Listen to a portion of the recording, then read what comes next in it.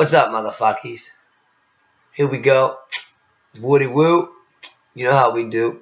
Words from Woody Woo, take 7. And this week in local news, a local man of Hagerstown, Maryland, gets 13 years in a drug case. Stephen Lawrence McCormick, age 49, pleaded not guilty and that his twin was the real criminal. Apparently, Stephen had multiple drug cases. He got convicted of selling crack cocaine to an undercover informant. It was $150 worth of crack. He sold it, He got picked up for it. He is claiming he's not guilty, that his twin did it. Stephen also went by the name Twin. Another drug case involving Stephen was forfeited or closed out after a payment of $1,400 was paid to the court. His argument, his twin did it. Alright, we'll go over here to Colombia. In world news, you know what I mean? Apparently, it is 100% okay to have sex with donkeys. Men and boys of all ages talk about having donkey sex. Vice even did a motherfucking documentary on them. But anyway, the women are okay with it. I mean, you go over there and, Vice City went over there, whatever, they did an interview. And they're talking to a whole group of young boys. You know what I mean? They're interviewing. And they're like, yeah, me. I had sex with donkey. I fuck donkey every day. I stick it in every day. I did. All these little boys are raising their hands. And they're proud. They're like, yeah, me, I fuck donkey. And I just don't comprehend it. I really don't. But, and the reasoning behind this is so they can have experience when they finally do get to a woman. You know what I mean? They're like, what woman was an inexperienced lover? The donkeys make men better lover. Gives a whole new tone to donkey dick. I mean, it's the whole experience thing. And they also claim that having sex with a donkey increases the size of the penis. I don't know the facts. I don't know how that works. But supposedly having sex with the donkey at the young age and at puberty stresses out the dick so they can please the women better. They do it for the pleasure of the women, supposedly. I mean, and the women's, they interviewed a woman and the woman's like, yes, it's okay to have sex with donkey. They have sex with donkey because they get experience for when they come upon us women. They know what they're doing.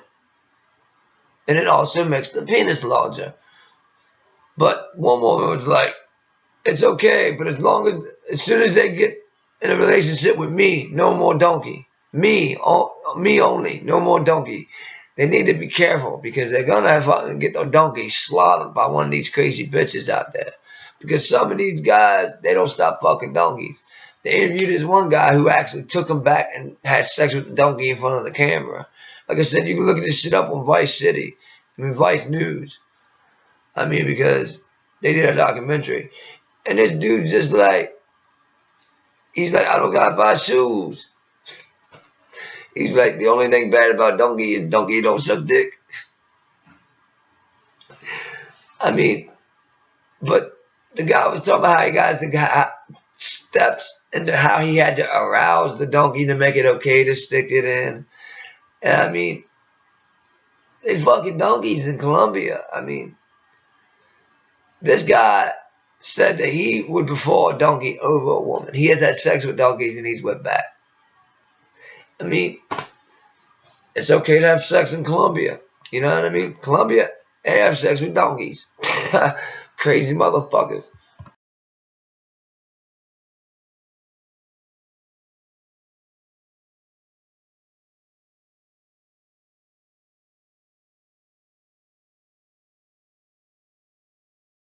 In LA, a man assaults an elderly over free samples. People's is crazy nowadays. 24-year-old Derek Gawabaiga of Burbank was in a Costco hoarding motherfucking Nutella waffle free samples when the 78-year-old man approached him and was like, come on, man, you should only take one. It's only one free sample. Only take one. Derek, being the real piece of shit that he is, decides to strike the man in the face. Remember, he's 24 years old. And the motherfucking dude strikes a 78-year-old man. What a bitch. You know what I mean? He leaves an inch cut in the dude's eyebrow. You know what I mean? Swells his face up and goes on his way. Over some Nutella fucking free samples. The man faces 11 years. The motherfucker should have got his ass whooped is what he should have got. Jail time ain't nothing to an ass whooping. I mean, he's being held on a $50,000 bail, and he faces 11 years for assault on the elderly. The officer should have whooped his fucking ass. You would have assaulted my grandfather when he was alive. My grandfather would have let you for one. But best believe, I would have came at you, and I would have fucked you up. Have some respect, yo. Not only did you make yourself look like a bitch, but you did a low down dirty thing. You don't get no fucking points for that. You ain't gangster. You was a bitch. In Nevada, a black bear was shot on a golf course and ended up drowning. After a long attempt of trying to scoot the black bear off of this golf course and out of the people's harm's way, wildlife officials were forced to shoot a black bear in Nevada. The bullet, however, was not meant to be lethal. It was only a tranquilizer bullet, or dart, so to speak. Once the black bear was struck with the tranquilizer bullet, he then fled. After a little bit of fleeing, he found a nearby watering hole, or pond, so to speak, where the tranquilizer finally settled in his bloodstream, and the black bear got a little drowsy, which caused him to take a nap in the pond, which then led to him drowning. This entire scene took place in Dayton Valley Golf Course, which is 15 miles east of Carson City. Now, the wildlife officials, the whole thing about this was the bear was too close to people. They was fearing that the bear was going to get too close, get spooked, and bite some motherfucker. So they came in, and they even tried to scoop the motherfucker. But look, I'm saying this shit because I know there's going to be some controversy. You know what I mean? People's going to say it was hard treatment to the animal. There should have been more protection where he could have fled to the pond. Yes, I do agree. The wildlife officials should have took more precautions. There should have been a barrier placed around that just in case he could have fled. They should have surveyed the area. Yes, in the long run, the bear did die, but they did everything they could. They shot the motherfucker with a tranquilizer, not trying to kill him. They wanted to knock him out, move the bear. The bear, however, was a dumbass and fled. No, I'm sorry, the bear wasn't a dumbass. He fled. He was scared. That's what bears do. Fucked up a sad event. Black bear, rest in peace. You know what I mean? I don't know what you guys want from people. I mean, it's either your life or the black bears. And also, in world news, the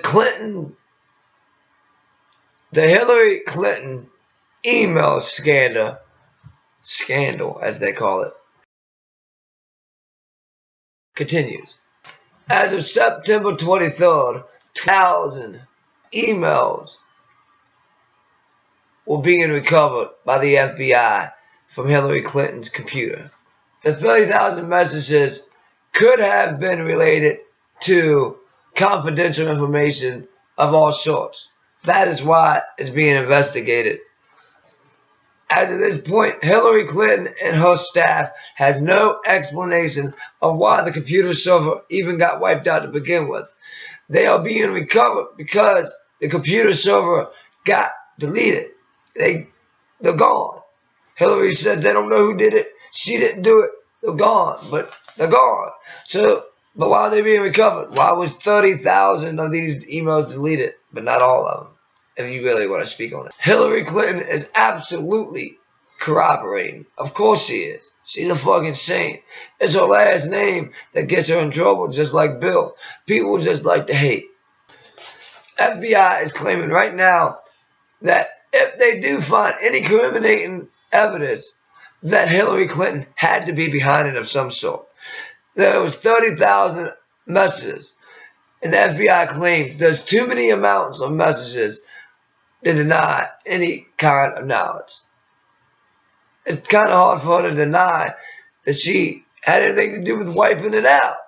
I mean, the FBI is really against this email shit. I mean, you're running for the president, Hillary. All right, look, I'm not going to lie. I plan on voting for either Hillary or Donald. I don't know here.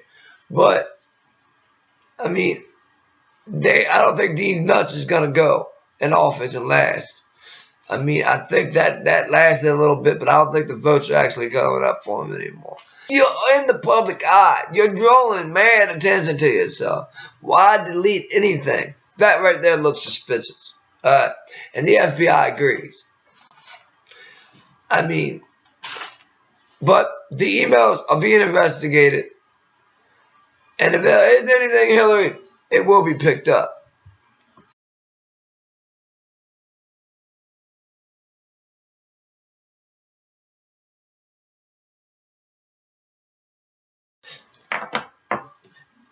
In Berkeley, California, Domino's makes a very, very special delivery. Mike Vegas ordered some pizza and some chicken wings from Domino's on his day off from work. While waiting on his pizza and whatnot, his boss calls, asks him to come in. Mike needs the money, so what? He goes in. So when the pizza comes, he slides that stuff from the refrigerator for when he comes home. Mike goes to work. He works the shift. He comes home, pulls the food out of his refrigerator, opens the box. And what does he find? 2 stacks of money. 2 big stacks of money. It was like one or like 500, one or like 600, one 700, something like that. It was $1,300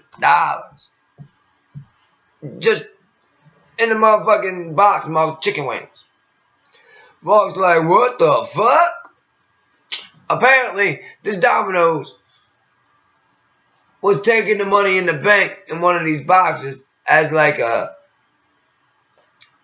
cover, you know what I mean? Instead of a safety deposit bag, they just use a motherfucking Domino chicken wing box. Mike, being the good little fella he is, goes, he takes the pictures of the money in the box, posts that shit on Domino's Facebook.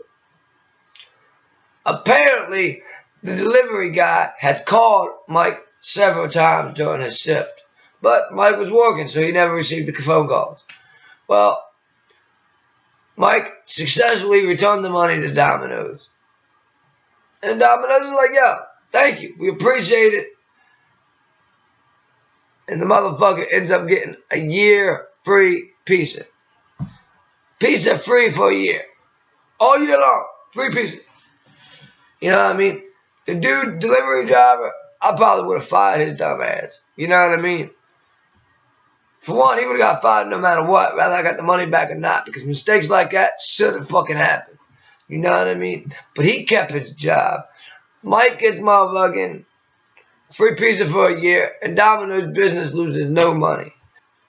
So, but it goes to show you there's still good people in the world, you know what I mean? And good karma. He did a good thing, and they actually gave him something to say thank you.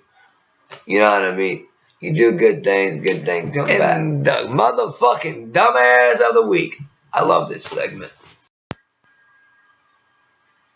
This one takes place in Louisville, Kentucky. 2 inmates of the Community Correctional Center attempted an escape the other week in bed sheets. You got a young man of the name of Matthew Johnson and an older man of the name of Christopher Cornelius.